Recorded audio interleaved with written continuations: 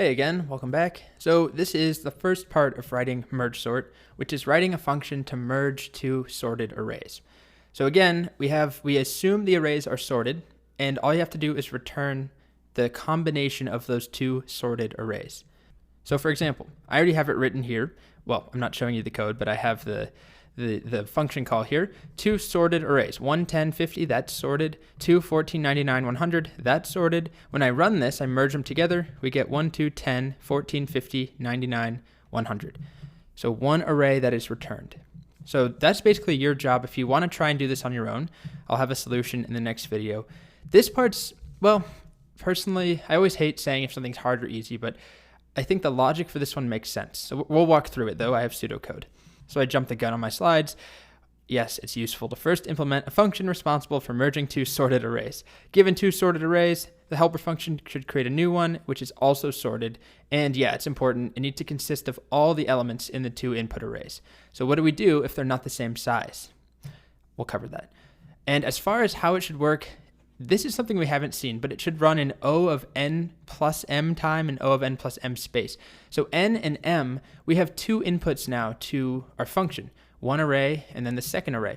So n is the size of the first one, m is the size of the second one. Of course, those are two that sound very similar, and you probably can't tell when I'm saying n and m, but that's the standard way of saying it, of writing it down. So that just means that if n grows super large but m doesn't grow very large, it should just be O of n plus m.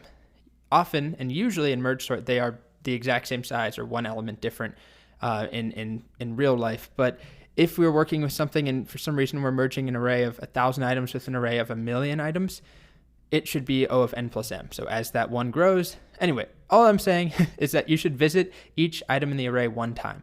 Right? If it was just O of n, that means that it's linear time. You visit each item once, you iterate over it. But if it's O of n plus m, that means that we're iterating over each item in each array once. So here's the pseudocode.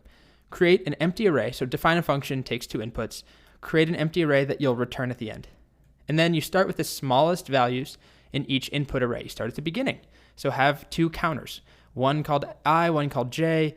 I recommend using while loops for this. Personally, that's what I like to do. And you need to have one that starts out, they both need to start at 0. J and I are two numbers, start at 0. While there are still values we haven't looked at, meaning while I and j both haven't hit the end of their respective arrays, we're going to take the value of the first array, of the first item, and then compare that to the value of the first item in the second array. Now, if the first item is smaller, we put that in our result array, and then we move on to the next item in the first array. If it's the other way around, if the first array is larger, the item in the first array, then the value in our second array, we take the value from the second array and put that in the results and move on to the next value in the second array. And then once we finish one array, we just push all the remaining values from the other array in. So for example, if we took these two, we just write them down here. These are our two arrays, and then this is my result that I'm going to return. We start with two counters, I and j, and they start at 0 and 0. So we compare 1 and 2. Which one is smaller? 1 is. So we put 1 here. And then we move on in this first array, we're now looking at 10. So if I were to put a little marker here, like that, it's not a very great way of writing that, and our marker over here, this is going to bite me, this is going to be annoying to keep track of, is 2. So next time through, we're comparing 10 and 2. Which one is smaller? 2. So we put 2 in here, which means that now we need to shift this over, and now we're looking at 10 and 14. So now which one is smaller? 10 is. So we put 10 in, and then we move this up, not this one. Now we're looking at 14 and 50. Which one is smaller? 14. All right, so then we move this to 99. What am I doing? Get out of there. Okay, 50 and 99, which wins? 50 wins. So then we've now exhausted that array.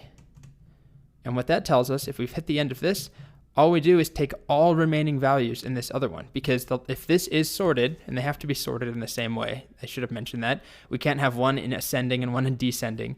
They're sorted in the same way. Whatever is at the end of this array, if we have stuff that's left in the other array, we know for sure it's all greater than whatever, that 50 in this case. So now we just add in 99 and then 100. And now we have successfully merged the two arrays. So that's the approach that I'd like for you to try and take. Otherwise, if you don't want to do it, in the next video, I'll just show you a solution. So this is a first important step for merge sort.